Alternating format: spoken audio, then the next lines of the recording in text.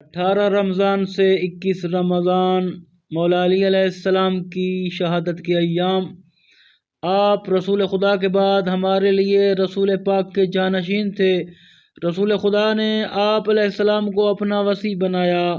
آپ علیہ السلام نے رسول خدا صلی اللہ علیہ وآلہ وسلم کی تمام باتیں پوری کی۔ امیر المومنین علی علیہ السلام نے جب زمانے میں اقتدار اپنے ہاتھ میں لی تو اسلام دشمن 3 گروہ دشمنی علی علیہ السلام پر اتر آئے۔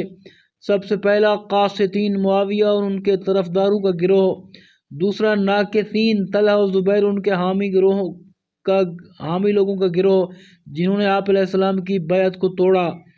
مارکین وہ گروہ جنہوں نے چہروں پر تقدس کا ماسک چڑھا رکھا تھا اور وہ دلوں کے اندھے اور ناسمجھ تھے۔